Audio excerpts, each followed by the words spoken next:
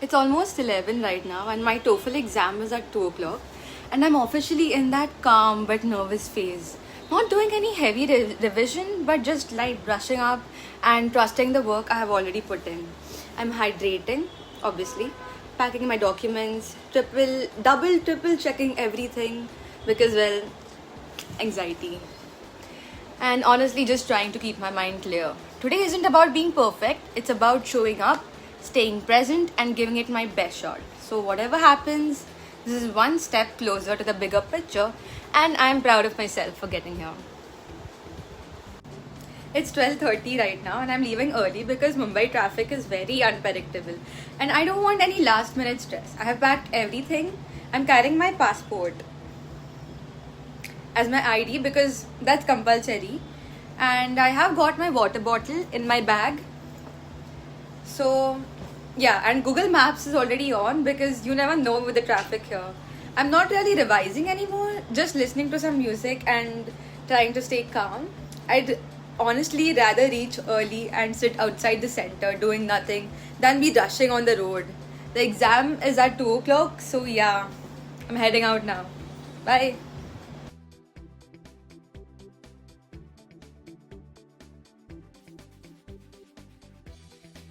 Hi guys, so I recently gave the TOEFL exam and I scored 30 out of 30 in the speaking section.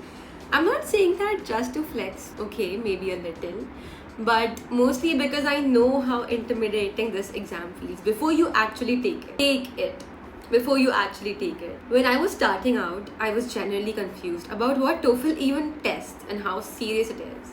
So in this video, I'm going to break down what TOEFL actually is, why it matters especially for MBBS students, and how the exam is structured, what each section feels like, and exactly how I prepared for it. So first and foremost, what exactly is TOEFL? TOEFL stands for Test of English as a Foreign Language. It basically is an academic English proficiency exam, not casual conversational English, but academic English, the kind where you understand lectures, summarize information clearly, respond logically, and write structured answers. The total score is 120, and there are 4 sections: reading, listening, speaking, and writing.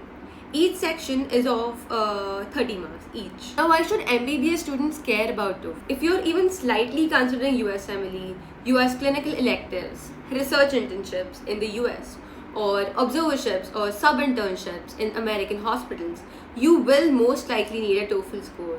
Many US hospitals require it for electives, and universities often require proof of English proficiency before processing applications. So if you're planning to build a US CV, TOEFL becomes a part of the pathway.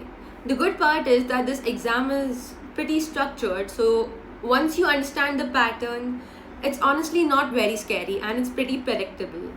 The exam itself is taken at a test center on a computer. You wear headphones and speak into a microphone. During the speaking section, everyone around you is also speaking at the same time, so it feels slightly chaotic at first. But you will adjust quickly. The entire test is about 2 hours long, and it goes in this order: first reading, then listening, then speaking, and finally writing. By the end, your brain will definitely feel very tired, so stamina matters, which I don't think is a problem for medical students. Let's talk about the reading section. You get 2 academic passages, and they are dense, like first year MBBS textbook dense. The biggest mistake people make is trying to carefully read the entire passage before even looking at the question. Don't do that. Read the question first and then scan the passage for keywords. Most answers are directly located in specific paragraphs. Time management is everything. If a question is taking too long, move on and come back later. This is a strategy exam, not a slow reading competition. The listening section includes lectures and campus conversations. So there'll be a professor talking, then there'll be 2 students talking to each other. You're allowed to take notes, and you absolutely should take notes because not in full sentences. Focus on the structure of the lecture. Usually there are 2 or 3 main ideas, and if you catch that structure, you'll answer most questions confidently. Also pay attention to the tone shifts. Words like However, interestingly, or on the other hand, usually signal some important information they might ask in the question. Also, you cannot replay the audio, so please stay focused in the moment and make notes. Please make notes, otherwise you'll forget. Now, the speaking section, the one everyone worries about. You get 4 tasks. There's 1 independent question where you give your opinion, and 3 integrated tasks where you read something, listen to something, and explain how they connect. So you get 15 to 30 seconds to prepare, and you have 45 seconds to speak. It feels very fast. It's like they give you a topic, you have to prepare in like 30 seconds and then speak continuously for 45 seconds. But don't worry, they are not judging your accent. They are judging your structure, clarity, and coherence. I used a fixed template for every answer opinion based questions, and then I clearly stated my opinion, 2 reasons, and added 1 short personal example. Or integrated tasks, I summarized the reading, summarized the listening, and explained how they were connected. That's it. Simple and clear. I practiced speaking out loud every single day, and I recorded myself.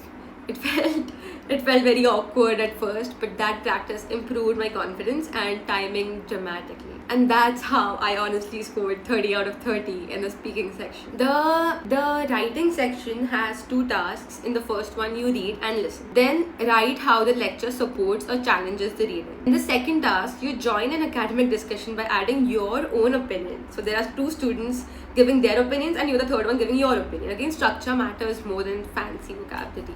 Just keep your sentences clear, keep your logic organized, use linking words like however, therefore, and in addition to. Don't try to sound overly intellectual, okay? So clarity wins every time. Now let's talk about preparation resources, because this is something people overcomplicate all the time. There's so many free resources available online. You do not have to spend a huge amount of money for this. There are free mock tests available on the internet that simulate the actual exam pattern. You can practice under timed conditions and get comfortable with the format.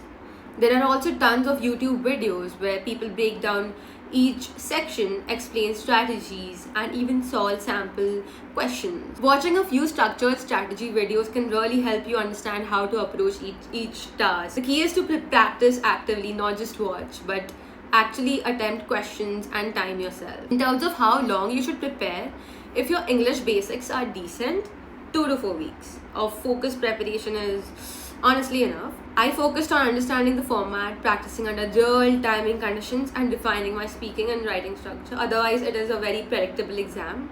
I did not memorize essays. You don't need to do that. I didn't obsess over grammar rules. I practiced execution. That's what makes the difference. The biggest mistakes I see are that people try to sound American. They try to get that American accent, trying to memorize answers, or they just ignore speaking practice completely.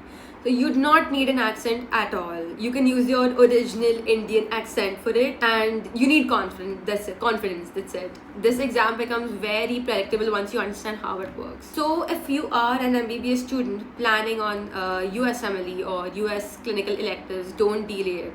Do it early on, and then everything will become manageable. Don't worry. If you want exact speaking templates, comment template below, and if this helped you, please like and subscribe.